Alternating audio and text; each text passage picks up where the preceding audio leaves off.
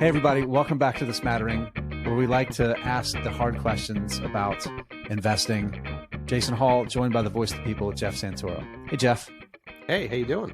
I'm good, man. We just finished a great conversation with somebody I'm a big fan of. We were lucky enough to have Jacob Goldstein come on the show with us. Yeah, that was a great interview. He's the super nice guy, author of a great book, Money, the true story of a made up thing, right? That's the title. Yep. And also the host of a podcast on the Pushkin Network called What's Your Problem?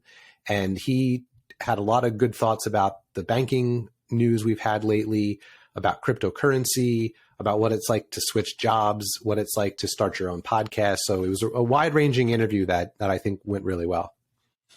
Yeah, stay tuned to listen for that. And in addition to that, go buy his book. It is truly, all apologies to Morgan Housel. Money, the true story of a made up thing is my favorite book on money. We won't Psychology of Money sold 3 million. Morgan's got his. Go buy Jacob's book and check out his podcast. You'll be glad you did. All right, let's get to the interview. So let me thank you so much, Jacob, for coming on the show. For those that don't know Jacob, Jacob spent a long time at Planet Money, was a co-host there for over a decade. He wrote, as you know, Jacob, my favorite book about money, the true story of a made up thing.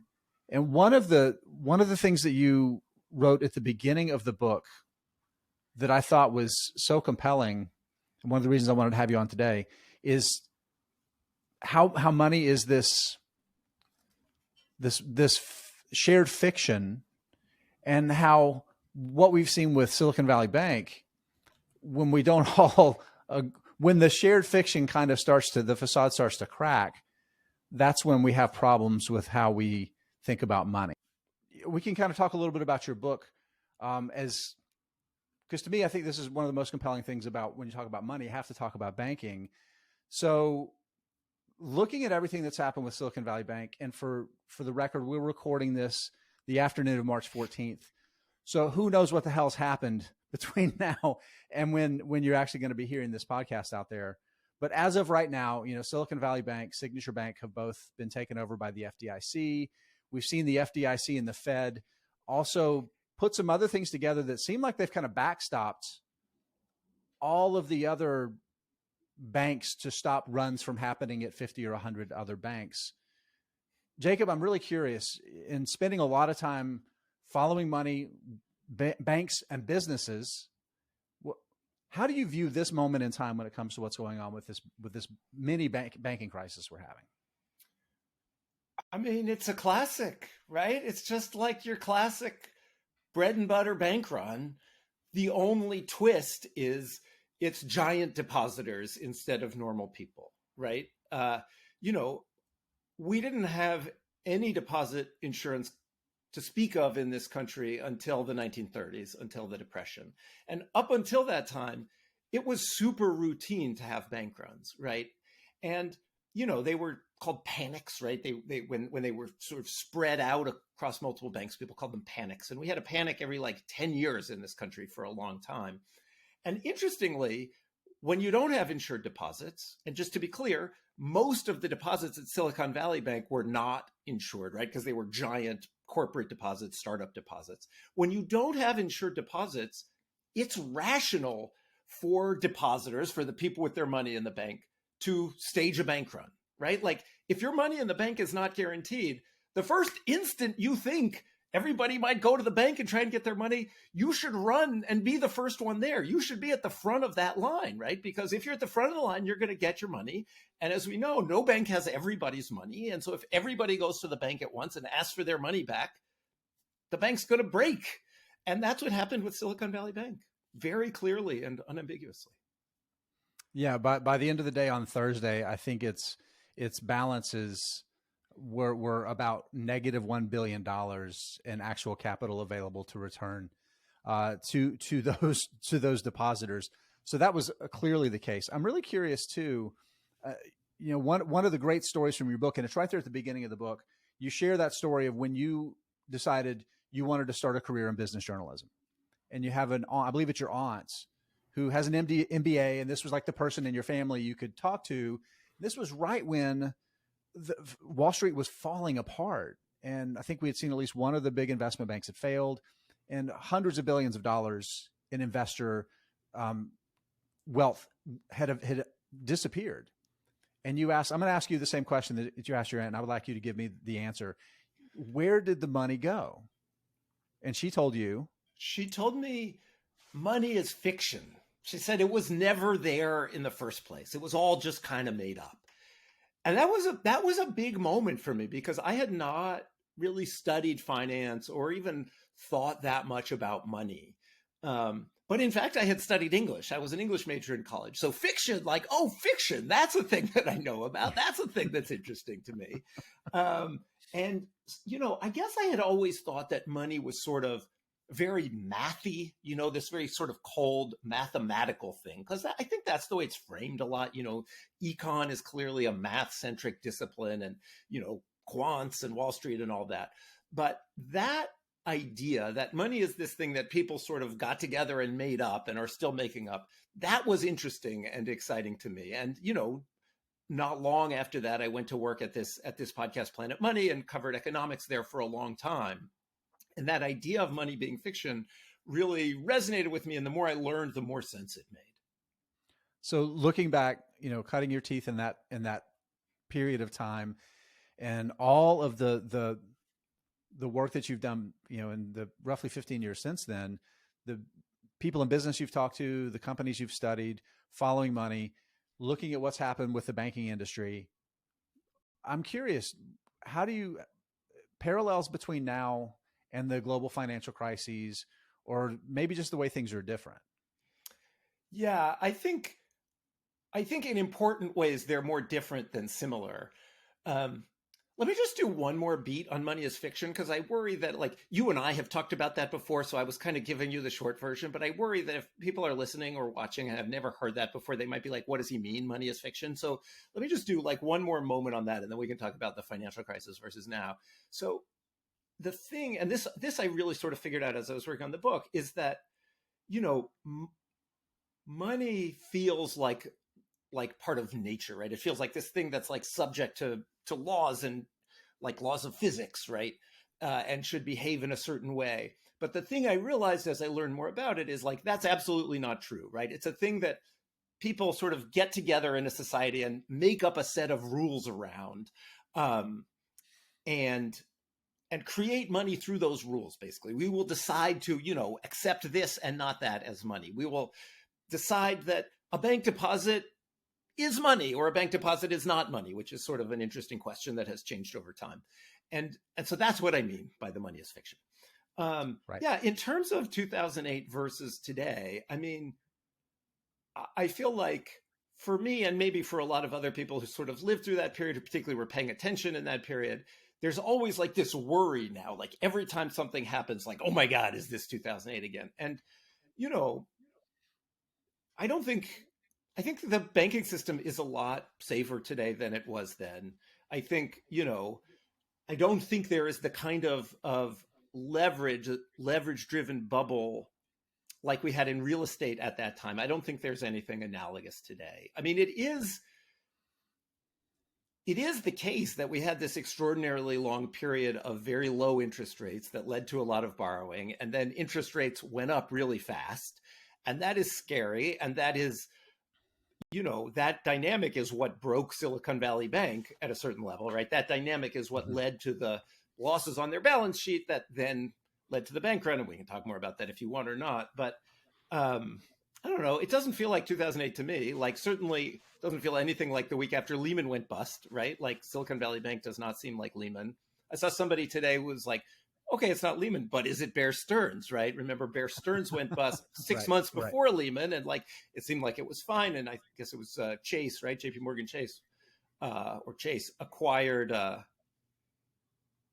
I'm just trying to think of when Chase became JP Morgan Chase. Anyways, Bear Stearns went bust 6 months before Lehman and got acquired, and everything seemed fine. And then 6 months later, Lehman blew up and everything blew up. So I don't know. I'm curious what you guys think. Do you guys think? Are you guys like 2008 level worried? I'm not. Should I be? I don't. No, I agree with you. I think there's enough difference. And I think, I read a lot about how we have to remember a lot of the people in Washington right now were also in Washington in 2008 and lived through that. So I think they put a lot of things in place that can't prevent all issues with banks, but are hopefully going to prevent something at the level of 2008 to happen again. That's my very unsophisticated take on it. One thing I've been wondering though, and there's been a lot of back and forth about whether or not the FDIC should have did what it did and all that. And there's politics laid into that we don't need to get into. But I am curious, because you mentioned earlier how we didn't have FDIC insurance until the 30s. Have you given any thought to why? I understand why like the individual FDIC limit was at $250,000. Like that makes sense. But for businesses to be held to that same level, I mean, that's silly. Like it doesn't take a very big business to exceed that much money just in working capital they need to like do payroll. Have you given any thought to like whether there should be any sort of change in terms of like how much a business can be have FDIC secured deposits up to? Yeah, I think that's a really good question. I mean, I think the case for limiting deposit insurance is big depositors, in the absence of deposit insurance, could act as a check on risky behavior by the banks, right? Like I think in this sort of idealized world, it's like, well, there is a market for attracting bank deposits. And once you insure those deposits, then that market kind of fails from the risk side, right? In a market-driven world, ideally, depositors would be scrutinizing their bank's balance sheet and would penalize a bank that was taking undue risks by moving their deposit somewhere else. Like that is definitely the theory, right? And that is always the case against deposit insurance. Now, for that world to work, you have to let those depositors lose their money when a bank fails, right? Like if you post hoc after the fact say, oh, actually, those big deposits were insured, that world is not going to work, right? And the US expanded deposit insurance in the financial crisis. They just expanded it again this weekend, right? All the depositors at Silicon Valley Bank were made whole. And so I feel like you have to pick one or the other, right? The thing we have now is the one that absolutely doesn't make sense. It's the like, oh, your house burned down and you didn't have fire insurance. Well, we feel bad for you, we the government, so we're going to pay for your house. Like you can't have a functioning insurance market if you keep jumping in and paying for damage that people weren't insured against. So clearly the government is now has given an implicit insurance plan for big deposits. And it seems like the healthy thing to do would be to make it explicit, to your point, right? Because I don't think the government can now credibly say, okay, but we didn't really mean it. Next time you're really going to take a loss, right? Like who would believe that and why should you? So it seems like the rational thing to do is raise the insurance limit. And it's weird how little people have talked about that. Weirdly, the only person, I was looking for that, and the only person I've seen say that is Barney Frank, who A, was the author of Dodd-Frank, and B, was on the board of Signature, one of the banks that failed, the sort of a lesser known bank that failed this. And apparently was part of the lobbying effort back in 2018 to get the number of banks who had to pass the stress tests, lower, lower the systemically important financial institutions rate lifted to 250 billion, I believe is. And we should say, I mean, just to explain that, right? So so as until 2018, Silicon Valley Bank and Signature Bank, the two banks that just failed, would have been held to this higher standard of systemically important banks. There was this lobbying, and that threshold was raised to 250 billion. So there was lighter regulation effectively on these banks because they weren't automatically considered systemically important. And then the regulators' rationale this weekend for bailing out the depositors, bailing out is a loaded word, but whatever, for making the depositors whole was, they're actually systemically important. So again, it's like, okay, so then regulate them as systemically important. If you're going to make the depositors whole, pick one, and like just pick one. I want to take a little bit of a step back because I think we've hit on some things that and as it always is, right? We want a simple answer. We want a simple, easy to consume explanation for these sorts of things. But let's be fair to the FDIC. Let's be fair to the Fed. This is complicated. It's one thing to let a bank fail. It's another thing to let the bank that did business with half of the companies that went public last year fail, right? So that's one of the things that makes this more complex maybe than we necessarily want Fair. it to be. I'm also not saying anybody did the wrong thing, Yeah, retrospectively. right. I mean, a couple of things. And in terms of letting the bank fail, I mean, it is important to point out that, like, as a business, the banks did fail, right? Like Right. Silicon Right. Valley Bank basically doesn't exist anymore. The shareholders, You're going to people get who pennies own, on the dollar, most likely. Yeah. or maybe 0 pennies on the Or maybe dollar, right? zero. The Yeah. stock in that Right. company is probably worth 0. The bondholders may get pennies on the dollar. The people who work there will lose their jobs. So, Right.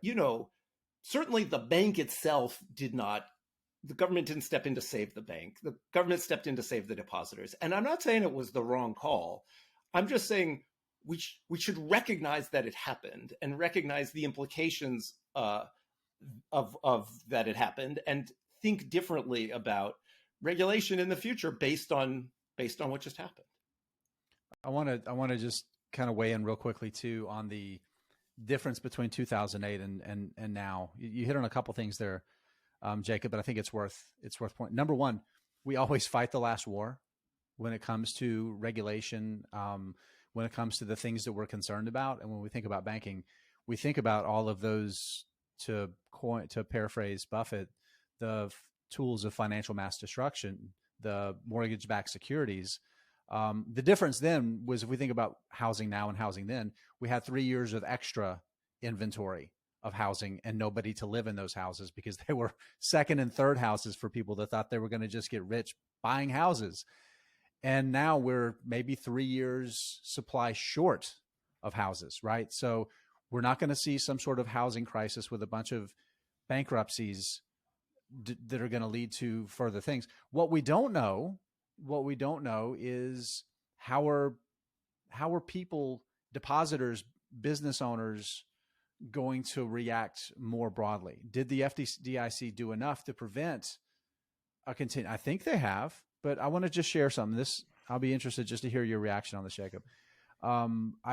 Some of the PR people at S&P send me stuff a few times a week, and they sent me an analysis that shows the percentage of uninsured, like the proportion of uninsured deposits. So, dollar amounts above that 250 limit.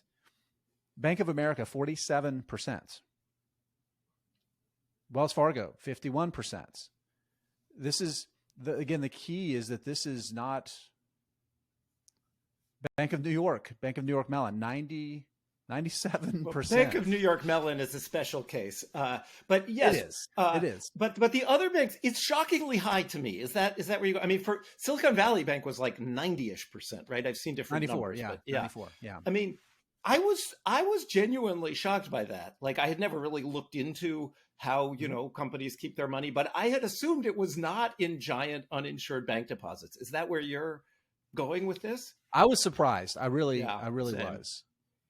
But I mean, so, clearly what the government did this weekend was telling everybody, like, I mean, that's sort of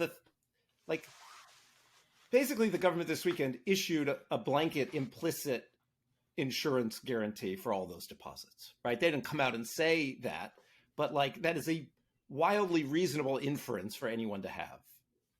What I think is interesting about that data is the banks that have that percentage closer to 40, 50% are the larger ones that are subject to the stress test we just talked about. I'm curious, like, what would Silicon Valley, the Bank of New York one that you just mentioned, I wonder what they would have looked like in 2012, 2013, 2015, like prior to that change in the legislation. Like, would they have been closer to 40, 50% because they would have been within that threshold? I know you don't have that data, but that's something I thought about. It might also just be a function of, like, the giant banks are where all the normal people have their money, and normal people don't have more than $250,000 in the bank. Right? Well, you guys don't? Because I totally do. Just because you never know, right? You never know. Right. And liquidity is important. That's right. And so, the banks, there are a lot of banks that normal people haven't heard of that that are company banks, right? That are banks for companies and that offer service for companies or for very rich people. Yeah, I mean, that is a very interesting piece of it. And like, to go back to the sort of big picture, like bank runs are essentially as old as banks, right? And you can have a bank run on a totally fine bank.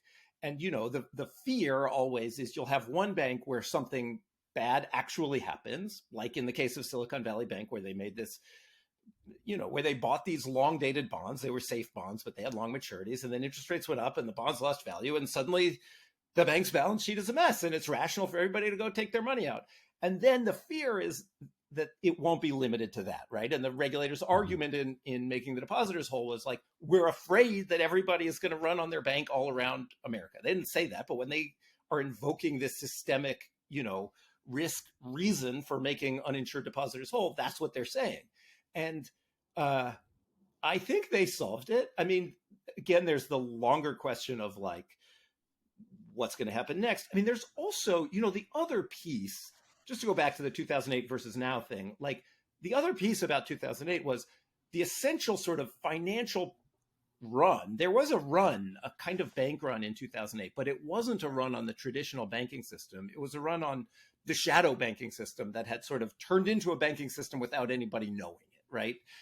Which is semi-arcane stuff, right? It's like the repo markets and investment banks, which were not at the time actually banks, and money market mutual funds, which are maybe, more familiar to your listeners and viewers, right? Which is sort of the retail person's kind of entree to that shadow banking world was money market mutual funds. And there was a huge run on money market mutual funds the week Lehman went bust. And the first mutual fund ever invented, the reserve fund, actually broke. They broke the buck, and it was just a bank run. And so a thing I don't know that much about at this point is like, where is that shadow banking money now, right? And shadow banking basically meaning this basic function of banking of, well, maturity transformation is the really important part, right? You give them $1, they say you can have your dollar back anytime you want, and then they take it and they lend it out to somebody for, even it could be just a few months, but a few months is enough to mess things up if everybody wants their money back today. Dislocation between where your money is and when you need it. Yeah, like if everybody asked for their money today, every bank is susceptible to a bank run. Every bank is susceptible. What's interesting is there are non-banks that create structures that are susceptible to a run, right? Like money market mutual funds, for example. Right. You give them $1, and the whole premise of money market funds is your dollar's always worth $1, and they pay you interest. So it feels a lot like a bank deposit. Right. But like a bank, they're taking your money and lending it out. Now, they're not lending it out for as long as a bank typically, and they're pretty heavily regulated. But in fact, they are runnable. There is maturity transformation going on there. Right. And it's that leverage. And we see it in other industries like home builders that buy a bunch of land, and then housing goes into a recession and they have a bunch of land and nobody to buy houses. Yeah. And they have a bunch of debt. So the same thing happens in other industries. Yeah. Jacob, I'm one of the things I'm curious about with your podcast, which I've really enjoyed, by the way. It's called What's Your Problem? You spend time talking. A lot of the people that you're talking to are entrepreneurs, or scientists, or just really smart people that have taken an idea and generally turned it into a business of some sort, and they're trying to solve some sort of a problem. But generally, they're like the prototypical Silicon Valley Bank customer. And I'm curious, if anything, what has this kind of maybe shaken the foundations a little bit of like the startup culture of what you might be exposed to? I mean, I think the bigger shift has been it's not the effect of the Silicon Valley Bank bust, but rather the initial problem for Silicon Valley Bank was the rapid rise in interest rates, right? And I think that and the corresponding freeze in venture capital activity. Yeah, that's right. I mean, just hasn't even come out on the show yet, but I was talking with this guy, Glenn Kelman, who I've talked to before. He's the CEO of Redfin, this big publicly traded real estate. He's great, right? So interesting and thoughtful. So I had talked to him a year ago, and it's actually just the 1-year anniversary of the show this month. So we're doing like some follow-ups. And fantastic. Yeah, it's fun. So I was talking to Glenn about iBuying, right? Which is this business that Redfin was in and Zillow was in. And there are a couple of sort of pure play companies. And it's basically you guys know this already, but you can. It's been an abject failure for the companies that have tried to Yes. scale it up to a national business. Let's say what it is. So what it is you can go online. If you own a house, you can go online, type in some things about your house, and get an offer from one of these big companies. These big companies will basically pay cash for your house on the spot. And they will pay, the idea is they pay a little bit of a discount to what you could get if you listed it with a real estate agent. And that's a sort of in exchange for the convenience of getting the money right now. And then they turn around and try and flip it and, make a profit on top of their costs, right? And Zillow famously lost just a ton of money on it. Redfin got out last year. They lost a little, but not nearly as much as Zillow. So talking to Glenn, I talked to Glenn about that when he was in the business, and I just talked to him about getting out. And that story is really an interest rate story, right? As is so much of the tech boom, right? We almost forgot how weird it was that we lived through 10 years of essentially 0% interest rates, right? Like by the end of the teens or the beginning of the pandemic, it was truly bizarre, right? We were at this moment when interest rates were basically zero. Unemployment was as low as it's more or less ever been, low as it had been in decades. And inflation was like very, very low. And you shouldn't be able to have all three of those things at once, right? But that ultra low interest rate environment was what allowed iBuying to work, right? Because it's so capital intensive. The companies are borrowing money to buy houses, to buy whole houses by the hundred. Like that's so capital intensive. And the only reason the business could work was because people were essentially throwing free capital at them. This is one of those things where money really is math. When your cost of capital is that low and you're using that much leverage, you can boost your returns an order of magnitude. Yes. Until you can't. And also you can make bets that might not pay off for 10 years, right? Like another thing Glenn was talking about, like if the discount rate is zero, it's like, sure, take as long as you want, just grow and you'll figure it out. And that was the like semi-hidden force that drove so much of the influx of capital to Silicon Valley over the sort of teens boom and the rise in interest rates and the, repricing of risk and the rising discount rate. I mean, if you can lend your money to the government for 6 months and get 5%, like that's pretty good. Maybe I won't give it all to Sequoia to go invest in startups now, right? And like, so that is, I think, the big shift in the universe of the people I'm talking to on What's Your Problem. And Glenn's really good on that. He's really interesting about that. Yeah. So go ahead, Jeff.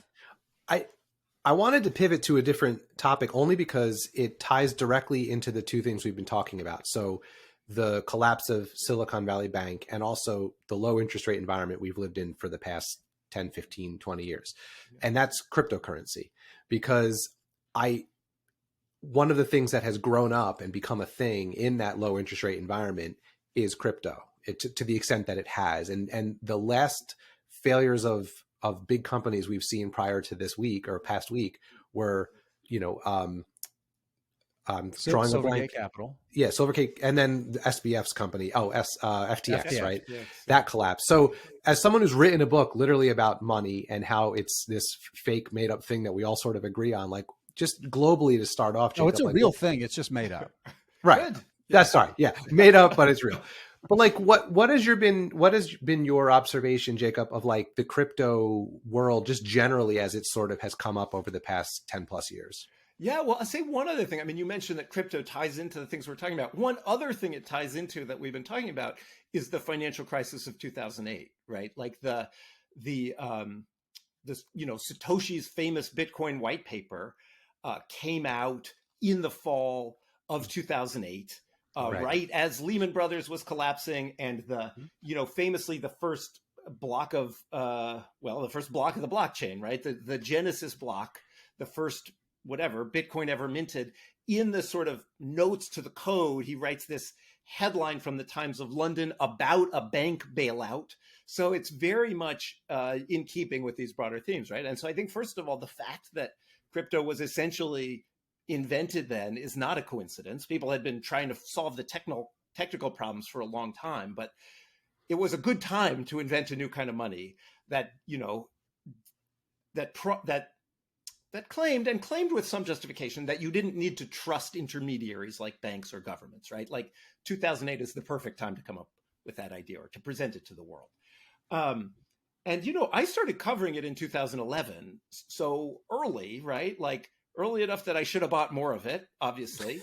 That's hindsight bias, Jacob. Yeah, it's hindsight bias. But like, it's fun. It's fun, hindsight bias.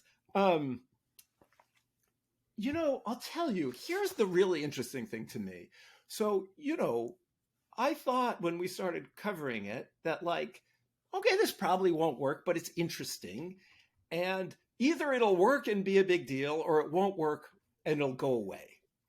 The thing I never would have guessed was like tens of billions of dollars will flood into it and it won't really work for anything, but like people will keep working on it. Like that is the really surprising outcome to me.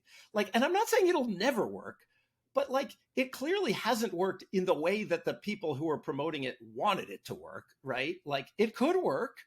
I mean, there's, technical problems with like the number of transactions per second or whatever. Different cryptocurrencies solve that in different ways. There's various trade-offs, but like it seems like a reasonable idea. But it is shocking to me how long it's been around for, how little mainstream success it has had as anything but a casino, right? Like clearly it has worked as a speculative asset, but it like, the Bitcoin people do compare it to gold, but gold is weird, right? Like gold is a weird, basically useless thing to compare your asset to. And it's certainly not what the people who invented Bitcoin dreamed it would be. Yeah, we have a mutual friend, Jason and I, who's a very, very crypto, like he's a believer. He thinks it's going to be the future. It acknowledges we're not there yet, to your point. But one of the things that I kind of push back on, and I want to hear your thoughts on it too, is, you had mentioned earlier as we were talking about the whole concept of money generally is that people have to agree that it is worth something. And what I wonder with cryptocurrencies, if we're going to think of them as a currency, right? Because I know people argue it's a store of value, it's a currency, it's something else. But if we think of it as an actual currency or an alternative to all the stuff we've been talking about, no intermediaries, I can transact with you and that's it. What do you think about the fact that the people who decide what money is are very powerful right now, are powerful people and have an incentive to make sure that, fiat currency stays, the dominant way that we exchange goods? Like, have you given any thought to that?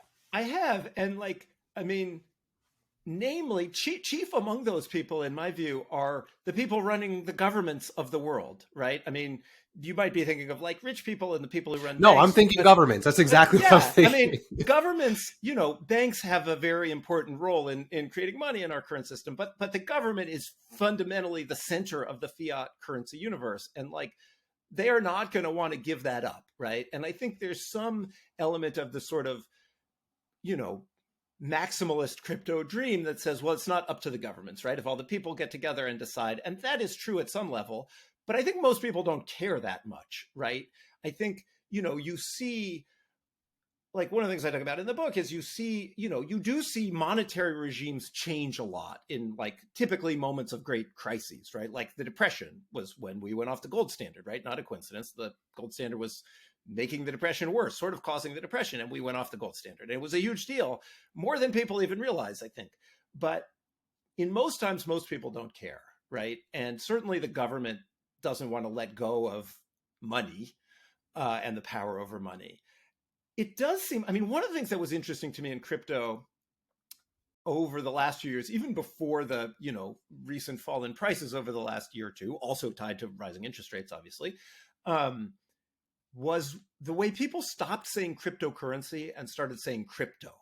And it was like kind of became a distinction between like, if you're like a cool tech person, you say crypto. And if you're like kind of a crankish gold buggy weirdo, you say cryptocurrency. Maybe I'm overstating it, but, and crypto is shorter and it maybe sounds cooler, but also people stopped talking about it being money, right? Like they talked about like trust on the internet or that kind of thing. And like, I'm open, like I bought a house, I paid for title insurance. Like I hate paying for title insurance. Like, what am I even paying for? Right? Like to make sure that I actually own the house that I just bought. Like that's ridiculous. Like Can we put our house titles on the blockchain? Great. Can we make, remittances cheaper for people who go across the world and want to send money back to their families? Great. That's this show that I'm hosting now. Like, what's your problem? It's about technological progress, and not so much in the maximalist way, but in the people trying to just make these incremental productivity gains, basically, like this boring thing that's at the heart of economic growth and of rising living standards. And that side of crypto, I want to work, right? Like, I want the things that'll just make everybody better off. And the lack of that has kind of been disappointing to me. Yeah. And that's Jason and I have talked about it on this podcast various times. And I think we're in agreement that that's also, we're the same way, where we think that is the future of it. Like, there will be some way in which it is helpful for things like, putting your title on the blockchain, or smart contracts in other places, or concert tickets where we don't have to pay all the fees to Ticketmaster, right? Whatever it is, there will be uses for it. It'll just, but I think you bring up a good point, that it's funny that it's stuck around for as long as it has without actually finding one of those mainstream uses so much money, right? Like, lots of things are like, oh, weirdo hobbyists work on this or that forever. But the weirdo hobbyists don't end up, luring in billions and billions of dollars. Like, that's the extraordinary thing that happened in this instance. I've read crypto people talking about welcoming the decline in prices, like the people who just like working on the technology and were tired of all the, grifters just trying to ride in on their NFT unicorns and make a buck.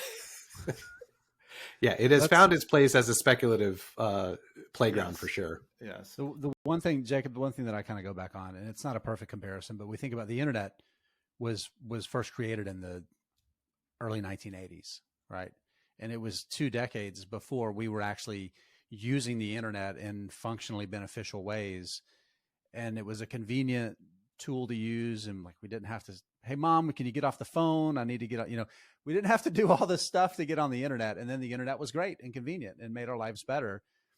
And it is, that's the question, is with crypto, when is all of that gonna happen? And we'll see. Yeah. I mean, on a related note, there was the internet for a long time, and then there was the web for a few years before anybody figured out what to do with it. And I'm old enough to remember that era. It was basically the kind of early to mid 90s, right? The people on were just nerdy hobbyists. That was it. I think the first, or at least the first I remember, killer app for the web was web-based email, which is hard to even understand now. But before then, email was an application that you had on your computer, and you would download your emails onto your computer. And if you weren't on your computer, you couldn't email, right? And then Hotmail came along in the, 90s. And it suddenly was wow, I can email anywhere. And it's not that complicated, and it sounds kind of boring, but it was a huge deal. And that's kind of what I'm hoping for out of crypto. And it probably was really complicated, what it took to do it in the background. It might have been hard to make, or it might have been that at one point it probably was. Yeah, I'm sure. Yeah. I mean, it might have just also been that it's whatever, your peanut butter and my chocolate. It just took a few years for somebody to be email, web browser, right? Those things that seem obvious in retrospect just take a while sometimes. All I know is that the first time I saw an email get sent, it blew my mind. Yeah, email. Email and I don't think itself, kids it just blew my mind. I was like, wait, web. what? Yeah. Email was, when you were talking about the internet was around for a while before we knew what to do with it. I think email was pretty early. It definitely predated the web by some amount of time. Oh yeah. Let's talk a little bit about your show. So yes, let's get an old man technology hour. Has gone on too long. Yeah, anyone younger than us is what are they talking about? Why are they still talking about this? So I made a wireless set. Sorry. So Jacob, what drew you to wanting to start What's Your Problem? Well, I've been making Planet Money for about 10 years, which is a long time to do anything. And it was great, and I liked it, but I started to feel like I was doing the same thing again and again a little bit. And, there was this podcast boom. I was a little late for the podcast boom. I don't think I timed the podcast boom quite right. I should have started my podcast a few years ago. I was writing You that started book. at least 6 months before we did, so I think your timing was perfect. I've got bad news for you. You're late. You're late. Sorry. We all should have started 5 years ago. Ladies and gentlemen, I hope you enjoyed our final episode. It's been great. Thanks. Bye. Yeah, no, I mean, I wanted to try something different. I also, I left NPR. Planet Money was at NPR. And there's like a spectrum there was a risk spectrum sort of presented to me, right? At one end was staying at NPR, which you might say, well, they're legacy media. Are they safe? But yeah, NPR is going to be around for a while. That felt very safe. I was in a union. People liked me, whatever. The far end of the risk spectrum, I was talking to different people. And one of the people I was talking to was like, why don't you start your own production company, right? That would have been the true risk-seeking entrepreneurial move. Go start a podcast company. But that was more risk than I was looking for. I have a mortgage and kids and all of the boring middle-aged things that I like. And so it would have stressed me out too much to do that. I don't think I would have enjoyed my life if I was doing that. And so this company Pushkin that I ended up going to work for was an interesting middle ground, right? They were one of the few sort of going concern kind of, big enough podcast companies that hadn't yet been acquired. There had been this wave of acquisitions where big companies like Spotify bought up lots of independent podcast companies. So Pushkin is still startup-ish. It was about 50 people when I joined. It's, 70-ish now. And this is just to drop a name that people will know. Malcolm Gladwell is one of the co-founders of Pushkin. That's right.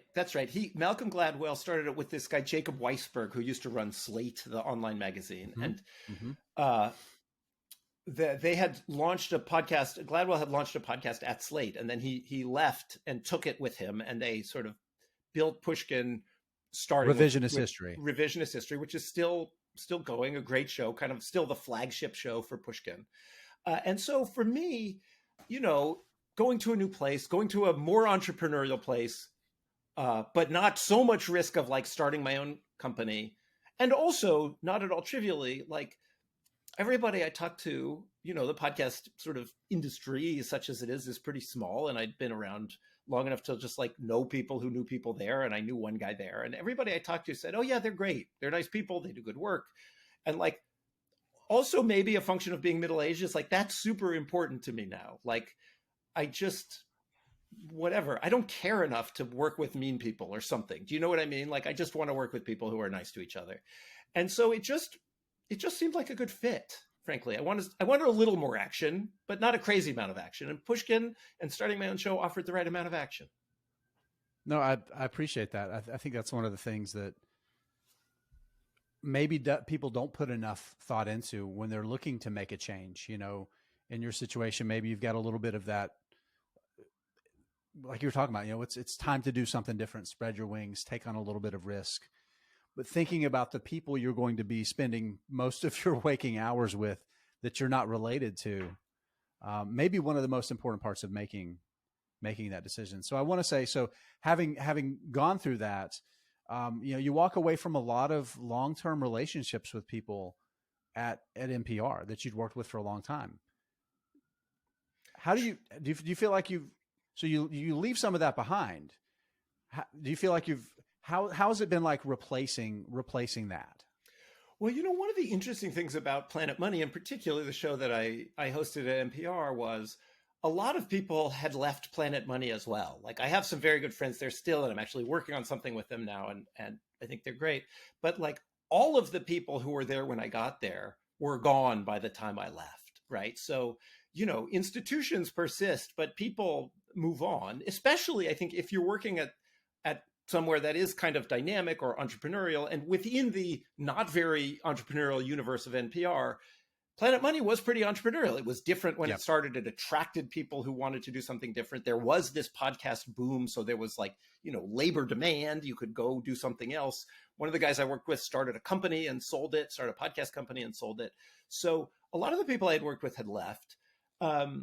So that made it easier, right? If I had my, work family that I'd been with for 10 years, maybe I wouldn't have left. I don't know. For a while, when I started my new show, What's Your Problem? I, in fact, was able to hire as an editor for a while, Robert Smith, one of the guys I worked with for a long time at Planet Money. He's now teaching and kind of freelancing. So he helped me get the show going. So that was a way to like have some of that old relationship like you're talking about at the new place. But yeah, I like the people I work with. And, you know, I mean, one of the interesting things has been shifting, and this is a longer term thing, but when I started at Planet Money, I didn't know anything about podcasts. I was a reporter at the Wall Street Journal before. And like now I've been making podcasts for whatever, 12 years or something, which for podcasts is a really long time. I guess kind of a long time to do anything. And so to become the guy who knows what he's doing after being the guy who's like my dad is like, I don't know what I'm doing, but I'm just along for the ride. Like that's kind of interesting. And like being, you know, part of my job at Pushkin is being the executive producer on other shows and sort of guiding people is like interesting and different and new. And so I like it. When you went to Pushkin, Jacob, did you come with the idea for What's Your Problem, or was that something that you kind of developed with the people there? I came with the idea. I mean, the basic model, and this was also a kind of diversification to reduce risk strategy, right? Like to go back to the like, how much risk did I want? You know, the truth is my favorite part of my job is being a podcast host. Like I really like it. It's fun. And when I'm doing it, I don't think about other things, right? Which I like. It's engaging. But I was scared that like I'd launch a show and it wouldn't be big enough to justify being a whole job, right? So fortunately, and it took a while, like I was talking to Pushkin for a while before they finally hired me, but the way sort of what we worked out was like I would host this show and I would help them essentially build a little division, a little group doing business and tech shows. So, you know, we did a show last year with the Financial Times called Hot Money that was about like the business of porn and really the power that the credit card companies have over the porn business. And we're working on another season of that now and developing some other things. So it's been a pretty good balance. Like, you know, in some ways now I'm a middle manager, which is like nobody dreams of being a middle manager, but like the upside of that is like I get to help people and like try and make their experience at work be nice and teach them how to make podcasts. And that's all fun. Sounds like you also get to work on a lot more things than you would actually be able to get to work on if you were just working on your podcast. Yeah, that's true. You know, there was a guy who was my editor for a while at Planet Money who had been a journalist before. He was an editor at Business Week and had written magazine stories.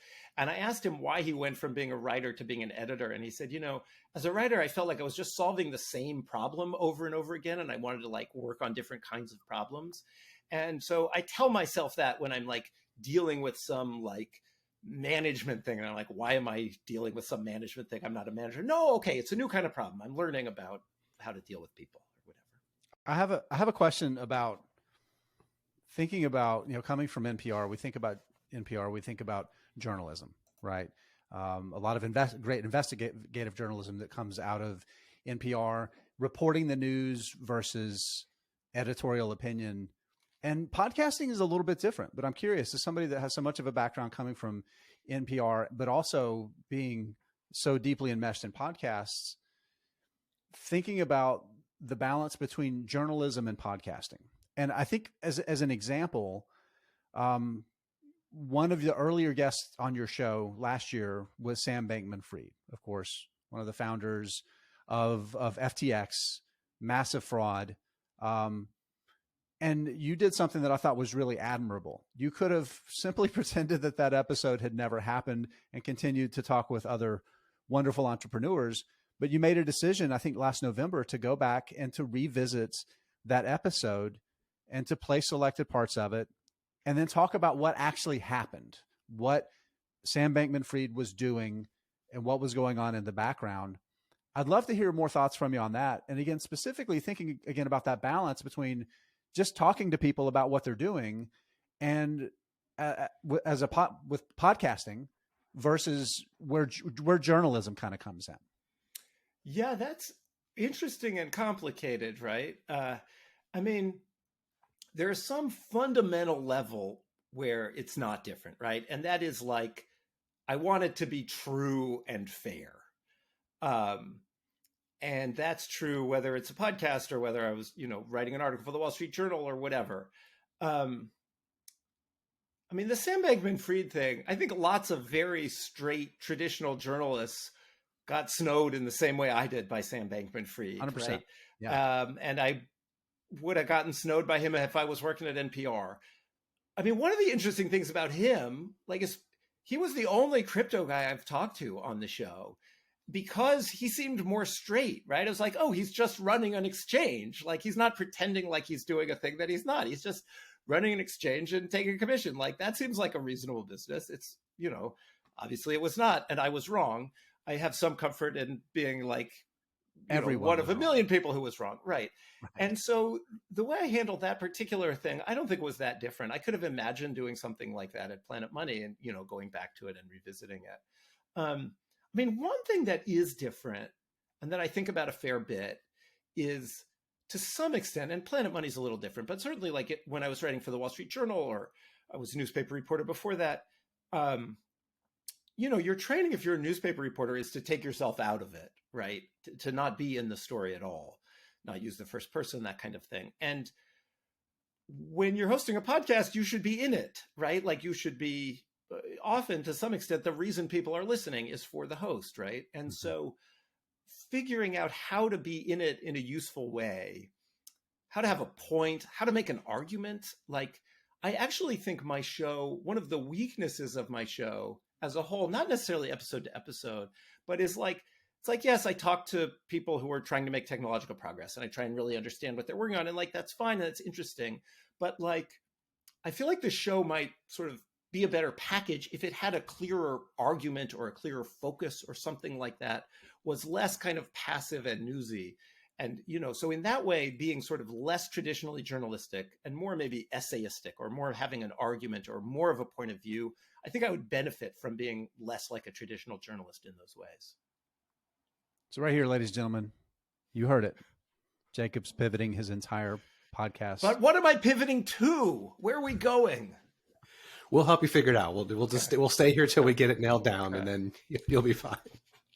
Okay, one last question, and in a way, I think this may be what you just said, Jacob. What's your problem? What's the hardest problem you were faced with starting a new podcast? You know what? Let's do this. Let's do what you haven't solved. What's the hardest problem that you had to deal with that you figured out and that you've already solved? Oh, I want to do the one I haven't solved yet first. I mean, we can do the haven't figured out, but I'll tell you honestly, it's like boring but true. It's like how to get more people to listen to the show, right? Like, it's hard to launch a podcast now. Same.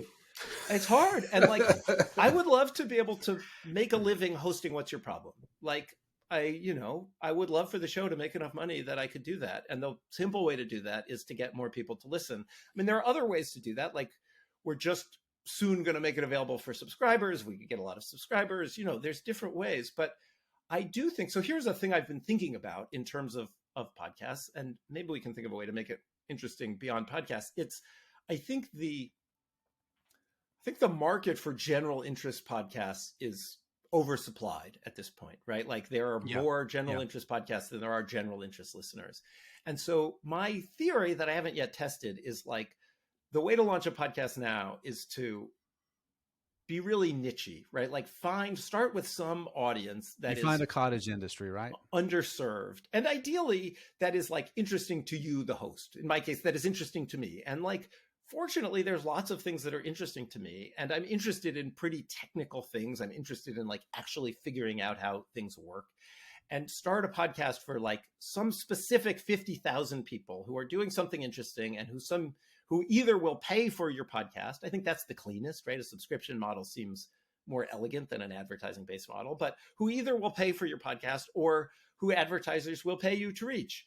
And I haven't been able to try that yet, either for myself or for someone else, but I'd like to. And, with respect to What's Your Problem, there's a really simple thing that I'm trying now that I haven't really done before. And that is, my kind of internal pitch for the show was like, it's actually about the people trying to make technological progress, right? Like, they're trying to solve problems that nobody in the world knows how to solve. And there's this big idea, which is in the long run, the only way we raise living standards is by, making progress, making technological progress, becoming more efficient.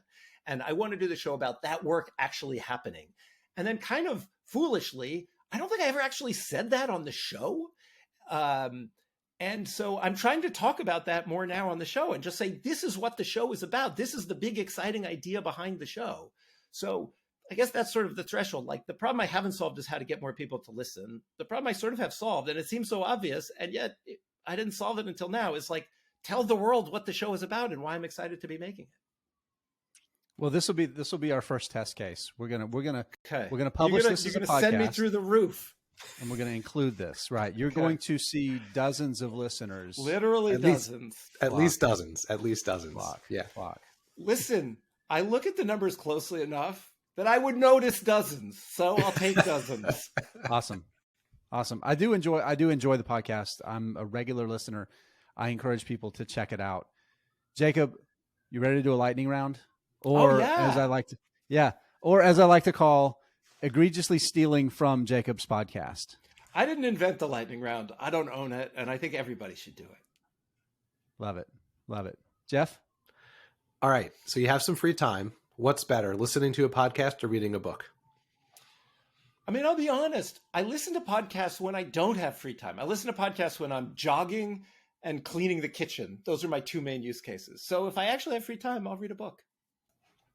Yeah, I know this isn't about me, but I will echo that because I am much more productive with like household chores because it's my excuse to listen to a podcast. Yeah, it's nice.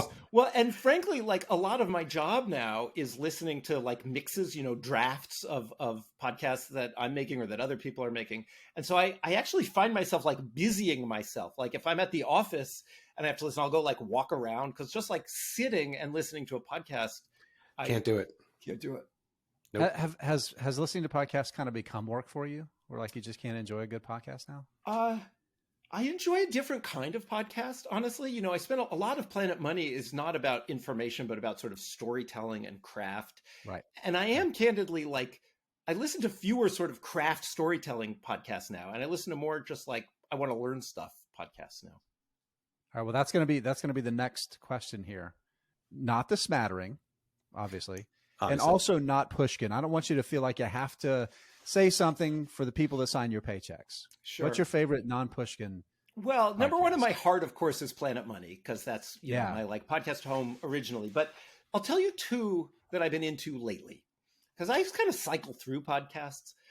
One is The Town, which is a podcast. It's a joint venture between Puck and The Ringer, and it's about like the business of Hollywood. Basically, it's about like the streaming services and the Hollywood studios.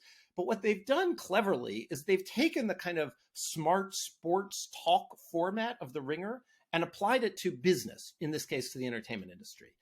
And it works really well. Like, I'm not that interested in the entertainment industry, but I'm relatively interested. It's kind of adjacent to podcasts. And this guy, Matt Bellany, who's the host, he used to be the editor of The Hollywood Reporter. So he knows what he's talking about. So let's just say that one, The Town. Love it. All right. Last one here. What guest have you had on your podcast that has blown you away, exceeded your expectations, or surprised you the most? Oh, that's fun. Well, let me think. I mean, there were a lot. Let me just rattle off a few. So there was this guy, the founder of Aledade, Farzad, I believe Mostashari. I'm sorry if I'm pronouncing his last name, but he's this doctor who worked in public health, worked in the Obama administration, and now he's starting this company basically to try and make primary care work better, to finally like incentivize doctors to keep you healthy instead of, paying them when you get sick. And like, A, the idea was interesting, and B, he was just like a delightful guy and a great talker. So let's go with that one. He came to mind. He's great. Listen to that one. Oh, I'll do one more, because this one is kind of underrated if you look at the headline. In fact, I regretted the headline. It did worse than my typical podcast because it had quilt in the headline. It was like patching together a quilting empire, I think was the headline. What was that guy's name? Doan. Al Doan. That's his name. Okay. He's just so charming and a great talker. Go listen to that show. Like, you don't think you're interested in quilts, but this guy is great. I will say that as someone who listens to a lot of different types of podcasts, I find myself pulled into topics I wouldn't necessarily be interested in just based on the topic, because sometimes the guests are just really compelling. Like I don't care about quilting, but if the person talking about it is compelling and interesting and you know, there's a cool story around it, like you find yourself kind of pulled in. So yeah. And I mean, in that instance, you know, this guy is a great entrepreneur. It's about, you know, building a company and like figuring out how to do it. It's about social media. You know, he basically made his mom a social media star. It's about like making a business in this rural town where not a lot is going on. So there's a lot in it. That's, you know, you don't have to care about quilting. I don't care about quilting, and I love that show. Jacob, thank you so much for coming on our show. Oh, thanks for having me. Good luck. I hope you rocket up the charts on this one. Yeah, this is going to make us. This is the We'll one. make each other. Well, the pie's going to get bigger. We're all going to get more pie. Love it, absolutely, ladies and gentlemen. Jacob Goldstein, former co-host of Planet Money, has been spent over the past year building What's Your Problem. Check it out. Put it in your feed. Subscribe to it, and keep listening. And if you really want to learn about money, please buy his book, Money: The True Story of a Made-Up Thing. Jacob, we'll see you next time. Hey friends, hope you enjoyed that great conversation that we just had with Jacob. As always, we give our answers to these hard questions. We love to, right, Jeff? it's our favorite thing to do. Jacob gives his answers as well, but it's up to you to find your answers to those questions. You can do it. We believe in you. All right, Jeff. See you next time. See you next time.